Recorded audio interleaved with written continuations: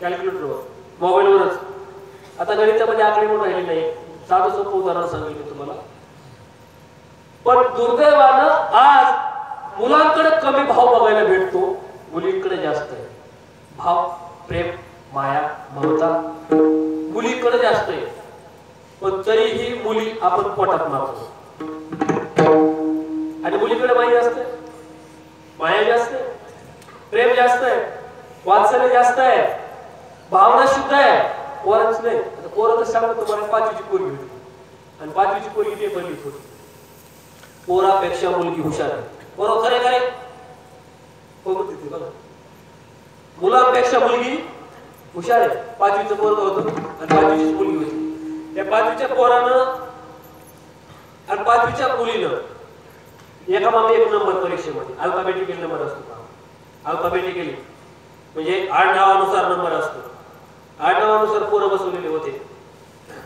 ते 5वीची पोरगी अशी पुढे बसलेली आणि महाराज 5वीचं पोरग असं मागं बसलेलं. त्या पोरीनं पेपर लिहिला आणि जशाला तसा हे पोरानं बघून लिहिला. जेवढा पेपर त्या पोरीनं लिहिला तेवढाच पेपर ह्यानं लिहिला, तशाच तसा. आता मुली कॉपी करत नाही, पण त्या मुलानं सगळी त्या मुलीची कॉपी केली. जेवढे मार्क त्या मुलीला पडले होते ना 5वीच्या वर्गात, तेवढे मार्क ह्याला पडले, कारण ह्याचं फक्त अक्षर चांगलं होतं. त्या पोरीच्या पेपरवर माशी बसली, माशी. म्हणून तिने अशी झटकण्याचा प्रयत्न केला, ती माशी रगडली. त्या पोरला वाटलं तिने पेपरवरच काहीतरी अशी खुडखुड केली, म्हणून याच्या पेपरवर बी अशी खोड केली. जेवढे मार्क तिला जशाच तसा पेपर लिहायचं.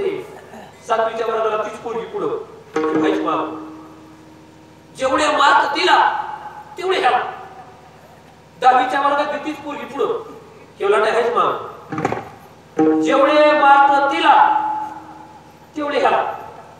सगळा पेपर जशाच तसा बघून लिहायचा. पोरगी इमानदार असते, पोरगी बिचारी सगळा पेपर त्याला बघून द्यायची. याचं फक्त अक्षर चांगलं होतं. 12वीला तीच पोरगी पुढं एवढं पोहायच माग. अख्खा पेपर त्या पोरीचा बघून लिहायला. 12वीला जेवढे मार्क त्या पोरीला तेवढे ह्याला. यावयोग ती इंटरव्ह्यू साठी गेली नोकरीच्या ठिकाणी. हे बी तिथंच गेला आणि तिथं जाऊन म्हणतोय आजपर्यंत तुझी कॉपी केली, 5वीला तुझीच कॉपी केली, 7वीला तुझीच कॉपी केली, 10वीला तुझीच कॉपी केली, 12वीला तुझीच कॉपी केली. आता काय शेवटची वेळ म्हणला इंटरव्ह्यू म्हणला तुझं ऐकूनच पास होतो. ती म्हणली इथं कॉपी करायला जमत नाही, आता इथं काय लिहायचं नाही. ते म्हणला तुला काय करायचं, इथं बोलायचं मला माहिती म्हणला, इथं उत्तर द्यायचे. पण तू काम एक काम कर म्हणला, तू मध्ये गेल्यावर काय कर म्हणला, उत्तर जोरात दे म्हणला, तेच उत्तर मी ऐकतो आणि ते उत्तर मी देतो. आता मुलीची जात इमानदार आहे, मुलीमध्ये काय हरकत नाही, ठीक आहे, पण जरा सांभाळून. अरे इथं कॉपी करता येत नसती, इथं लिहायचं नाही. आता मुलगी ज्या वेळेला मध्ये गेली इंटरव्ह्यू देण्यासाठी, आता ह्याला काय करायचं होतं, तिचे उत्तर ऐकायचे होते, तेच उत्तर ह्याला द्यायचे होते.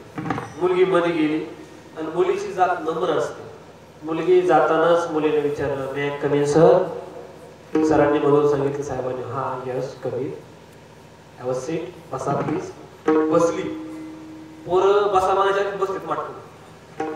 बसा म्हणल्याशिवाय मुलगी बसली नाही. पोरगी गेली खुर्चीवर, बसा म्हणल्यानंतर बसली आणि बसल्यानंतर तिला प्रश्न विचारायला सुरुवात केली. लगेच खिडकीच्या कडल्याची उभा राहिला. त्याला ऐकायचं होतं ना काय काय उत्तर भेटते. उत्तर ऐकण्यासाठी खिडकीच्या कडेला उभा राहिला. आता हे कान देऊन ऐकायला लागला की काय काय प्रश्न विचारते, काय काय उत्तर द्यायचे. बरं प्रश्न काय विचारते हे मोठ्याला विचारते असं काय नाही, पण मुलीला माहित होतं बाहेर कुणीतरी ऐकतंय आपलं, त्याला पास व्हायचंय. आणि त्या पोराला पास करण्यासाठी मुलीनं जोरात उत्तर दिली. जोरात. मुलीला पहिलाच प्रश्न विचारला होता तो हळू आवाजात विचारला, ह्याला काहीच ऐकू आलं नाही, पण उत्तर मात्र जोरात दिलं तिने. आणि मुलीला प्रश्न असा विचारला होता, भारताचे पहिले प्रधानमंत्री कोण? कोण रे कोण? पंतप्रधान. तुमच्या भाषेत तुम्ही पंतप्रधान कसं काय म्हणता हेच कळत नाही मला. पंतप्रधान, पंतप्रधान. आणि घटनेत शब्द असा आहे का पंतप्रधान? तुम्ही बातम्या ऐकतात का नॅशनल, त्याच्यामध्ये पंतप्रधानाचा उल्लेख करते कधी बातमीवरी पाहिजे वाकून. भारताचे प्रधानमंत्री, प्रधानमंत्री, प्रधान म्हणजे पुढं, पुढचा मंत्री, सगळ्यात पुढचा मुख्य आपण म्हणतो पंतप्रधान. म्हणलं पंत तर पंतप्रधान म्हणजे तुम्ही महागण पंत प्रधान. एक लक्षात घ्या. पहिला प्रश्न कोणता विचारलाय? भारताचे पंतप्रधान कोण तुमच्या भाषात?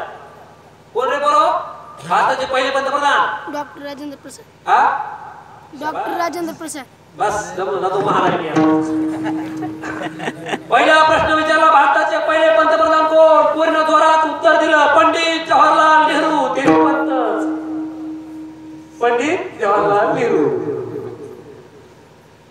पहिल्या प्रश्नाचं उत्तर पोरानं ऐकलं. प्रश्न ऐकलाच नाही, उत्तर ऐकलं. पोरीचं पहिल्या प्रश्नाचं उत्तर होतं पंडित जवाहरलाल नेहरू. जोरात उत्तर दिलं नाही, कारण त्याला पास करायचं होतं ना विचारायला. पोराने एकच ऐकलं पंडित जवाहरलाल नेहरू. यानं पाठच केलं. पहिल्या प्रश्नाचं उत्तर पंडित जवाहरलाल नेहरू.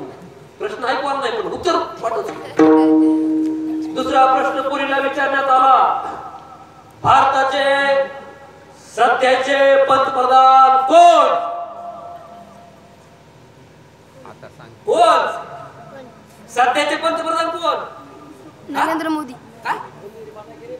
नरेंद्र मोदी. माहित नाही तुम्हाला? तुमच्याकडे माहित नसेल, आमच्याकडे सगळ्या लेकरांना माहिती आहे. मेरे देशवासियों,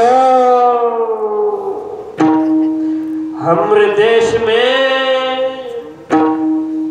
ऐसा दिन आने वाला है, पेट्रोल और डीजल के भाव कम हुए कि नहीं हुए? कोण रे भारताचे सध्याचे पंतप्रधान? नरेंद्र मोदी. जोरात उत्तर दिलं त्या पोरीनं नरेंद्र मोदी. याला फक्त उत्तर ऐकू आलं नरेंद्र मोदी. पहिल्या प्रश्नाचं उत्तर होतं पंडित जवाहरलाल नेहरू. त्याने ऐकलं. दुसऱ्या प्रश्नाचं उत्तर होतं नरेंद्र मोदी. ते बी त्याने ऐकलं. तिसरा प्रश्न पोरीला विचारण्यात आला भारत स्वतंत्र कधी झाला? याला प्रश्न विचारलेला ऐकू आला? याला फक्त उत्तर ऐकू आलं आणि पोरीने उत्तर दिलं. पोरीला प्रश्न असा विचारला होता भारत स्वतंत्र कधी झाला? पोरीने उत्तर दिलं प्रयत्न बऱ्याच दिवसापासून होते पण 1947 ला झाला. प्रयत्न बऱ्याच दिवसापासून होते पण 1947 ला झाला. ते उत्तर होतं तिसऱ्या प्रश्नाचं. पोरानं 3 उत्तर ध्यानात ठेवले. पहिल्या प्रश्नाचं उत्तर पंडित जवाहरलाल नेहरू. दुसऱ्या प्रश्नाचं उत्तर होतं नरेंद्र मोदी आणि तिसऱ्या प्रश्नाचं उत्तर होतं प्रयत्न बऱ्याच दिवसापासून होते पण झाला 1947 ला. आता पोरगी बाहेर आली. हे येडगळ मध्ये गेलं आणि सांगितलं हे आत येऊ का भीती येऊ का काहीच नाही. गेलं माटकून खुर्ची बसलो. पोरग बसल्या बसल्या प्रश्न विचारणार म्हणले कोण आहे तू? त्याला वाटलं प्रश्न तो येऊ. हे म्हणते पंडित जवाहरलाल नेहरू. त्याला राहिला. हे म्हणले कोणाचा आहे तू? हे म्हणते नरेंद्र मोदी. अरे नालायक म्हणजे तुझा जन्म तरी केव्हा झाला? याला वाटलं प्रश्न तो. हे म्हणते प्रयत्न बऱ्याच दिवसापासून होते झाला 47 ला. मी सांगू तुम्हाला मुली अभ्यास करताना मी बोलतोय भाव असतो मुलीचा अभ्यास करताना. मुलाचा अभ्यास करताना भाव नसतो. पण दुर्दैवाची गोष्ट भाव असतो. जीव ओतलेला असतो. अंतःकरणापासून असतो मुली. पण दुर्दैवानं तरी आपल्याला मुली नकोय. मला एक गोष्ट सांगा बरं. आपल्याकडं पवार साहेबाला शरदचंद्रजी पवार साहेब यांना मुलं किती? मुलं पोरं किती? पोरं तुमच्याकडे मुलं म्हणत नाहीत का? पोरं टके किती?